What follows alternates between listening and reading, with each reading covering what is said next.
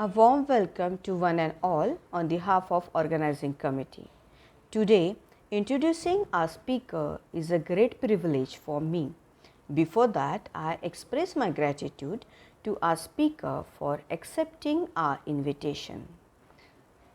Melody Shang, a creative force behind Dreameng Studio in Toronto, is a multifaceted professional with a profound impact in various facets of the entertainment industry. As a dedicated producer, Melody has been at the forefront of empowering BIPOC directors and creators since 2019. Her adept management of privately funded and Canada Council of the Arts supported short films has consistently resulted in exceptional quality, exceeding the expectations of directors.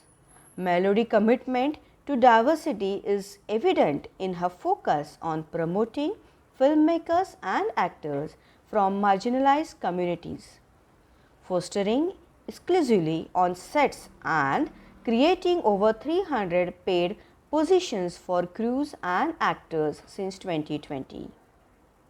Leveraging her Asian background and cultural insight, Melody has crafted solid commercial portfolios and impactful short films. Simultaneously, she collaborates with Canadian mainstream directors, contributing to the rich tapestry of Canadian cinema. In her entrepreneurial endeavor, Melody extends her expertise to clients in both China and Canada, producing compiling product and brand videos for renowned brands such as Fila Golf, Holyland, Yes Well Done, SKG, Bro Laboratories and many more. Beyond her role as a producer and entrepreneur, Melody shines as an actor, gracing national and international commercials, TV shows as well as films. Acting remains not only her passion but also a source of valuable insights that enriches her production work. With this magnificent portfolio, now I take this opportunity and invite our guest, Melody Shang.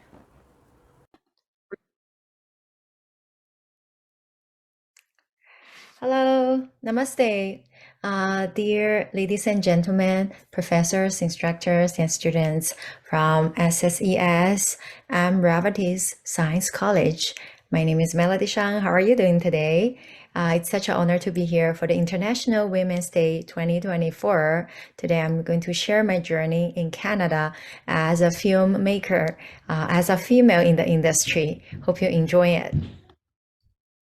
As you can see from this photo, I'm an actor. I'm actually a Canadian union actor. Before I become an actor, I studied human resources management. So I worked in the mining and finance industry for a few years until I explore my real passion about filmmaking. And being an actor makes me feel very happy. It's a meditation for me. Every time I was acting, I'm extremely pleased. So it's not enough though, because being an actor is quite passive. You're always waiting for the call, waiting for the audition. So with my experience of project managing and marketing, I decided to become a producer, which is always a learning process. I started doing casting for other producers and slowly learned something more about budgeting, about on-set scheduling, about distribution, etc. So now my company Dreameng Studio actually make multicultural content for commercials, film, and TV. And recently, just in January this year, we started a new program called Film Space, and it's also for filmmaking. It's a filmmaking program for juniors from 7 to 18 years old. So these are the people like kids who is interested in filmmaking, and we get them to the program. So now we have a small group, like 25 students for the weekend, but everybody is striving to learn. And you can see the photo in the middle, it's from a Dreameng studio back 2022. These are the actors actually under the studio swing, and they sign with a Dreameng studio, and we present them for other acting gigs such as commercials and films. A lot of them there, including kids and seniors, they have appeared in like Walmart Canada or some other big brand commercials in Canada. So this is what I do. So let me tell you a little bit about entertainment industry in Canada. There's no different from any industry in entertainment industry all over the world. Okay, so it's very competitive. It's something you have to be strong to work on. But in Canada, the good thing is there's unions. There are unions to protect film crews and actors. They protect the minimum wage, to protect the way they're treated. But before you become union, it's always a bumpy road, especially for women like myself without any academic background or training or relationship or connections. It's really difficult to cracking. I have to admit that. The photo you see there is one of the music film we shot for a new artist. He wants to do his music film, so we shot everything in Toronto, Canada, and I acted his mom, and we got a Chinese family for him.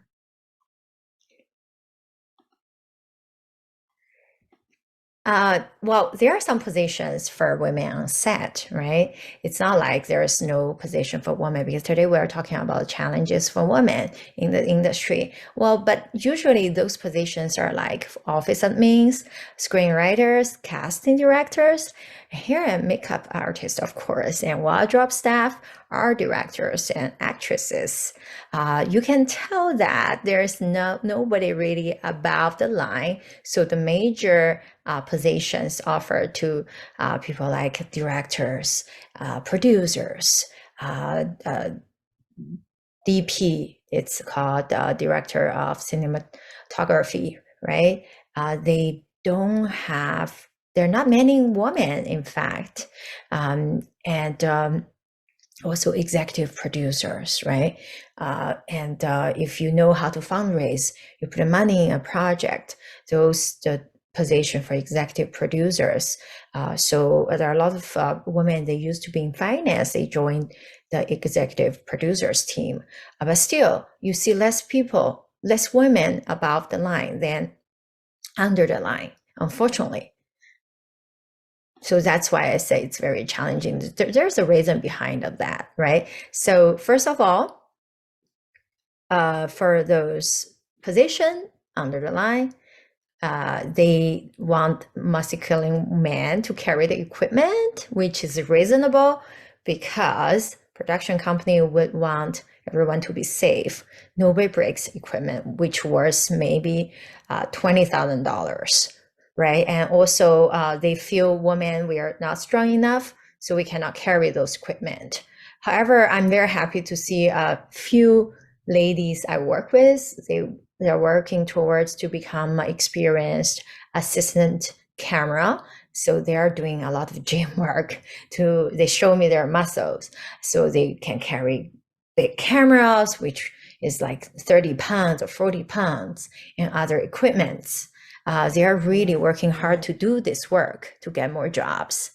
But sometimes we were judged like, you're a woman, you're emotional, so it's hard, and we don't speak the same language, which is totally wrong, right? So, but these are the stereotypes. And of course, if there are a bunch of male on set, usually they will make some inside jokes. And if you're a woman there, sometimes you will feel a little bit awkward. I would usually just walk away when I was working as a crew member. And usually when I work as an actress, I have my own space, so nobody really come around me. But as a crew member, everybody try to fit in. And if you can't take the jokes, people don't think you are easygoing. However, there's a line we have to draw as women. We have to make sure they don't make bad jokes about us. So now in Canada, actually, there are some said they have harassment coordinator. If you hear anything bad, you feel offended, you can always go to the coordinator and report what happened, any harassment. So this will be, this coordinator will talk to the people who was reported about the situation which has happened. So in Canada, it's relatively now regulated, but still, that's the old tradition, which is still there. And also, there are comments about, she doesn't know enough. She's inexperienced. Of course, if there are not enough opportunities to learn by practice, how can we get enough knowledge, right? So this is a chicken and egg thing. And I do believe a lot of women, even you over here, you learn very fast too. So definitely stereotype. So what did I do to try to change this in my own strengths, my own ability? So basically, I started taking my own project, and I make sure I hire the people I like who can deliver, and I make sure everybody has a fair payment. No matter if it's woman or man. And sometimes I try to get more women on set because I know they don't have enough jobs. And once we did a short film called Whispers Mary, and me and the director, we are both female, we decided to have a full crew and actor who are female. But eventually, there are two positions we're missing good people. One is the gaffer, and the other one is the sound recordist. But we still made most of our crew member female. I'm very proud of that. And also, what else I did was I worked with people who has more experience than myself. I won't feel offense if people say, Melody, I'm teaching you something, blah, blah, blah. Yes, I'm getting the project there, but they are the one who's working on that. I'd rather have experienced people who can work on those positions. And I'm always learning with them. Every time I go on set, or even I'm doing the prep work, and after that, it's a post-production, I learn everything, little by little. That's how I accumulate my knowledge. But when I have to make a decision as the producer, I have to make the call. I have nobody to rely on because I have to make this right decision to make sure the whole project keeps going. So learning is one thing, but stand by my point is another thing. There's no conflict about that. And then I will try my best to deliver what I said, what I promised by the deadline, right? And then that's how people think as women, we are reliable, even though we have family to take care of, okay? We still can deliver what we said, and even better sometimes.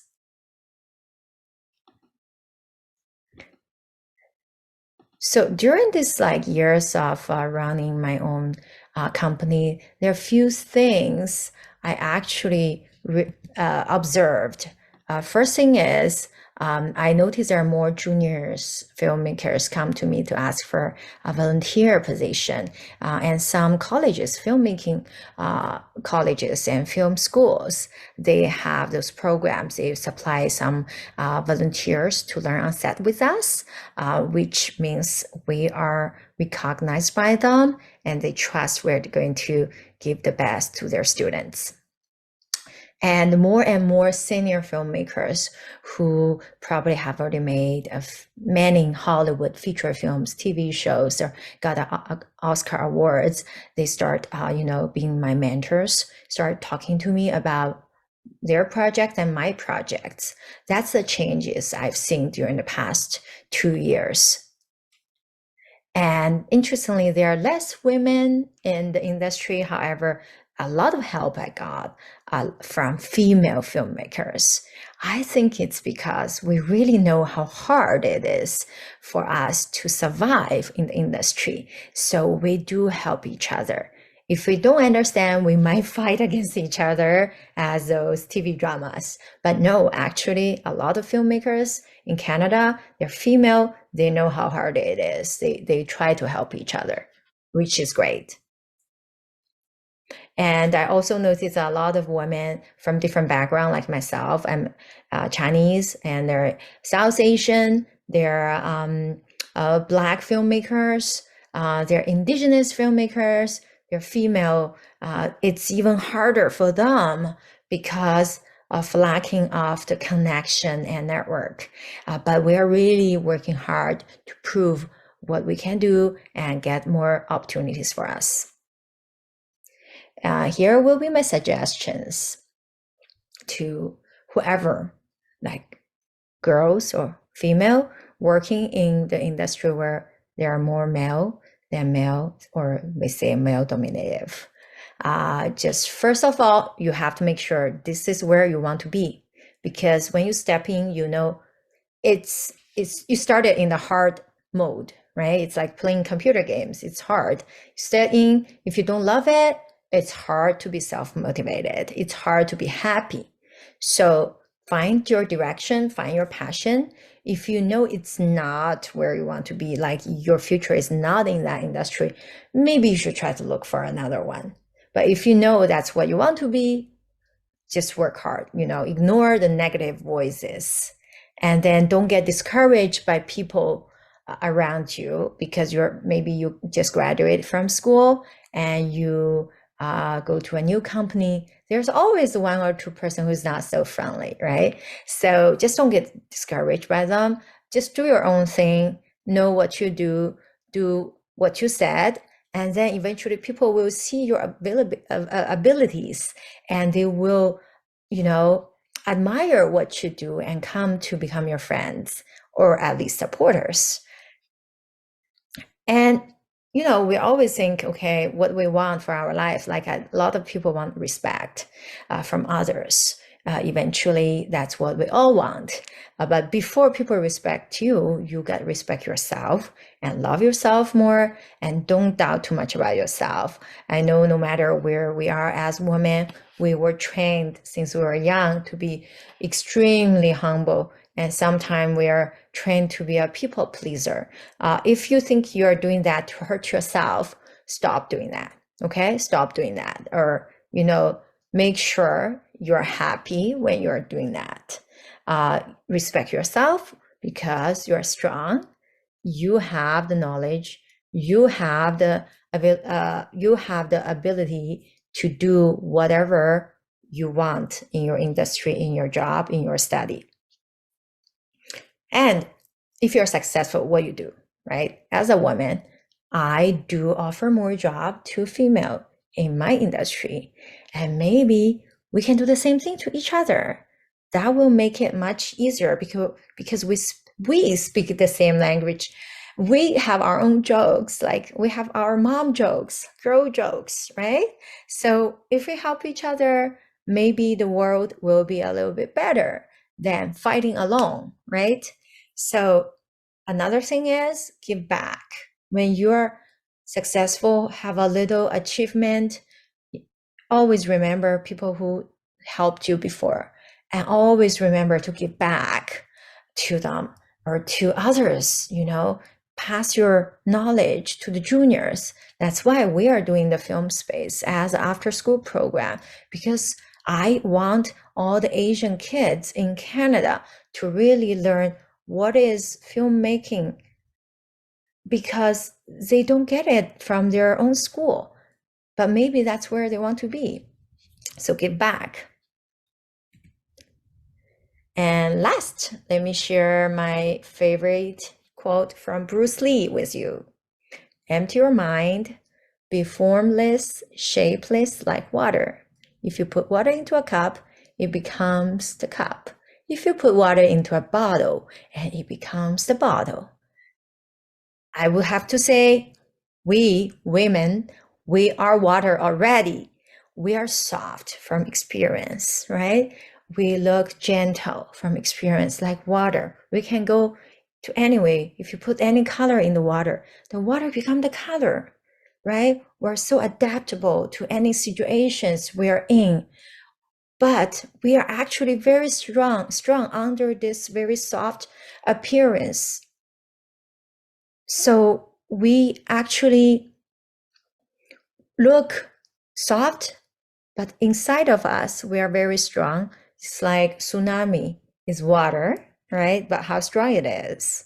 So believe in yourself and trust yourself, and you know you're strong.